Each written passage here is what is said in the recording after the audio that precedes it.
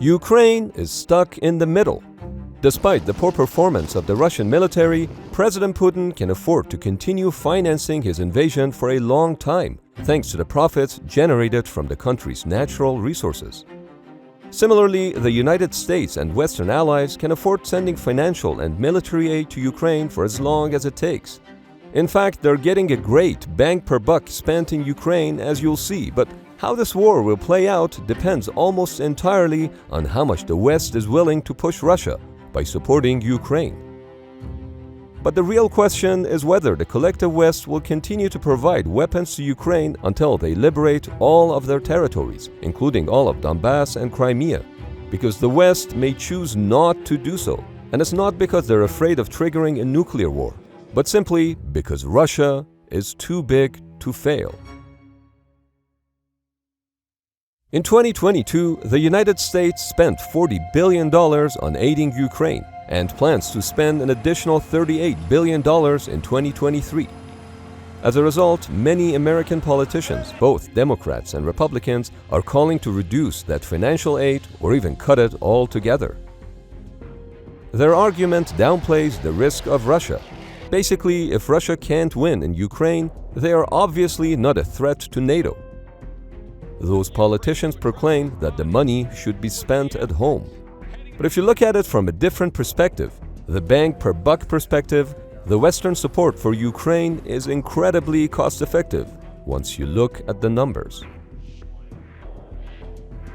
The United States spent $2.3 trillion over a 20-year period on the war in Afghanistan, which was about $115 billion per year, only for the Taliban to take back control of the country after the Western forces withdrew.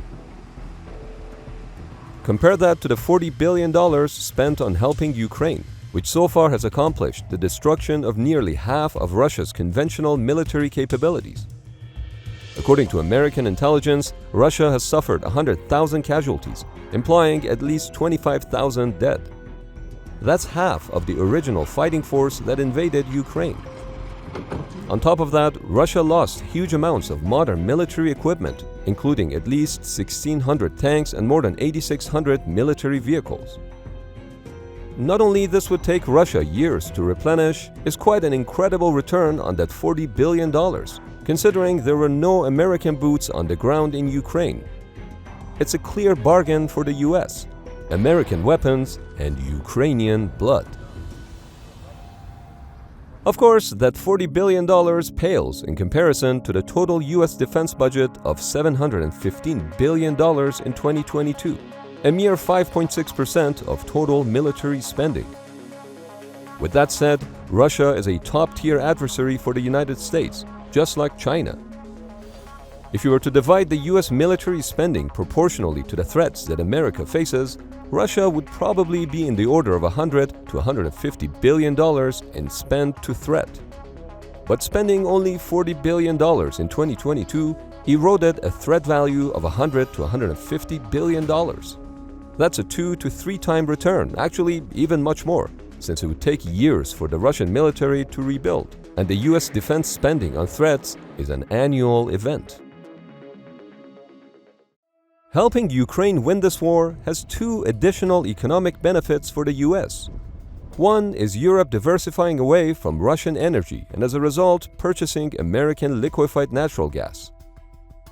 The other benefit is that countries like Saudi Arabia, India, Pakistan, and Egypt, who are big customers of the cheaper Russian military equipment, are now considering purchasing Western alternatives due to the poor performance of Russian equipment in Ukraine.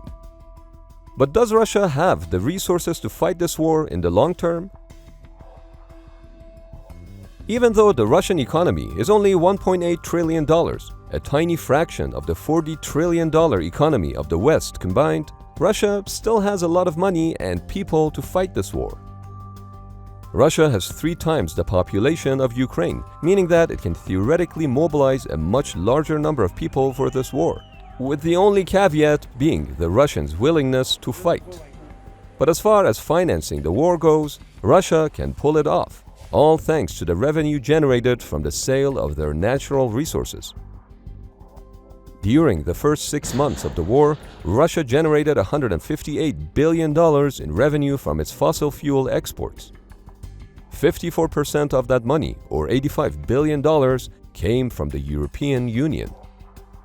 Speaking of the European Union, it appears that Russia could actually double its revenues from the sales of natural gas to the EU, but they are not.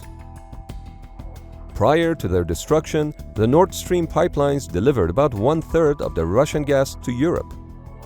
Ukraine accounted for about 24%, Turkstream for 20%, and the rest was liquefied natural gas or LNG. In fact, Russian gas still transits through Ukraine at this very moment, and Ukraine is even getting paid for it. The Ukrainian natural gas transmission system is capable of delivering every drop of the Russian gas to Europe, since it has 1.5 times the capacity of the Nord Stream 1 and 2 combined. Back in 2014, a whopping 80% of Russian gas flowed to Europe through Ukraine. But as part of the economic warfare against Ukraine, Russia reduced the flow to about 17% of the maximum capacity, which equates to 42.7 million cubic meters per day. With the Nord Stream pipelines out of the picture, Ukraine reminded the EU that all of the Russian gas could be shipped via Ukrainian pipelines. But President Putin doesn't want to do that, even though Russia already booked and paid for 109 million cubic meters of gas to flow through Ukraine.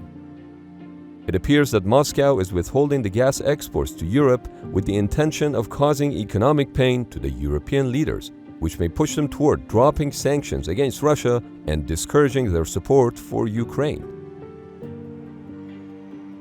The reality is that the entire world is incredibly interconnected with Russia's resource-rich economy. It's not just gas that Russia holds as a bargaining chip, but also the uranium that fuels European nuclear power stations, the titanium that is used by Airbus in their manufacturing, and even the ammonia that is used in fertilizers that farmers around the world use to feed the Earth's population. Ukraine is in fact in the heart of the fertilizer crisis. Ukraine happens to have one of the largest ammonia pipelines in the world, which transits 2.5 million tons of ammonia gas from Tolyatti in central Russia to Odessa in Ukraine. The pipeline is 1,500 miles long, of which 634 miles are in Ukraine. After the Russian invasion, Ukraine stopped operating the pipeline on their end, which resulted in an increase in the price of fertilizers throughout the world. The United Nations is keen to restore Russian ammonia supplies to ease the global food crisis. Normally, most of the Russian ammonia that transits the pipeline gets shipped to Turkey, Morocco, Southeast Asia, and Africa. Just like the United Nations, Russia also wants to restore the shipments of ammonia through Odessa, probably not because they care about the food situation in Africa, but because the sale of ammonia through Odessa generates $12 billion of revenue for Russia per year. Currently, Russia is pressuring Ukraine to resume the operation of the ammonia pipeline by threatening to cut Ukrainian access to the grain export corridor. President Zelensky says he is willing to resume pipeline operations if Russia frees up all Ukrainian prisoners of war. But even if Russia frees up the prisoners, it's a catch-22 situation. Allowing Russia to export ammonia through Ukraine will fund the killing of more Ukrainians. The United Nations and the collective West are pushing to resume the operation of the pipeline in order to combat food inflation, and Ukraine is stuck in the middle. As I discussed earlier, it's actually beneficial for the West to drag out the war as long as possible, since it further weakens Russia. Sending weapons to Ukraine upholds NATO's deterrence and shows Russia that aggression doesn't pay off. More importantly, it sends a message to China to stay clear of Taiwan. But at the same time, the West doesn't want to push too much, because it could risk the internal collapse of the Russian Federation. If Ukrainians receive all the weapons that they need to liberate Donbass and Crimea, President Putin's regime is likely to fall, risking the disintegration of the country. What would happen as a result of the collapse is anyone's guess, but it would definitely have a profound effect on the global economy in the form of increased energy and food costs. not to mention the real risk of nuclear weapons falling into the wrong hands. This is why the collective West may indeed offer President Putin an exit ramp and force Ukraine to the negotiation table. Well, let me put it this way. He's not open, but you're open to pursuing peace. This, of course, would imply permanent cession of Ukrainian territories. In other words, the West may conclude that the risk of a Russian internal collapse outweighs Ukraine deoccupying its territories. And this would make Russia too big to fail. Again. Believe it or not, Russia was previously bailed out by the collective West for the very same reason. In his book Mega Threats, Nouriel Roubini, who was an economic advisor to President Clinton, mentions how he attended a meeting in the Situation Room in the basement of the White House in 1998. The concern was that a Russian default could lead to the breakup of the country, which in turn would put some of its nuclear weapons in the hands of bad actors. If a political vacuum does develop, that concern in the West will center on the security of Russia's military assets, especially its nuclear weapons. Analysts warn there could be some nervous days ahead. Both the politicians and military officials were extremely concerned. As a result, on the 13th of July 1998, G7 nations, along with the IMF, approved a $22.6 billion aid package to stabilize the Russian economy, in the hopes of preventing a possible breakup of the country. But the bailout failed to stop the deteriorating situation because a month later, on August 17, 1998, Russia defaulted on its debt. Although the Western fears of a Russian breakup ended up not materializing, as Russia quickly recovered after the default due to increased oil prices. If you're wondering what happened to the bailout money, it eventually turned out that at least $5 billion were stolen shortly after the arrival of the funds in Russia.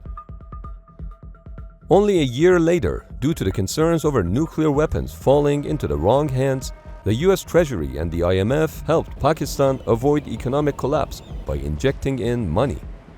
Ironic, isn't it, how having nuclear weapons make you too big to fail? Of course, Ukrainians are well aware of this.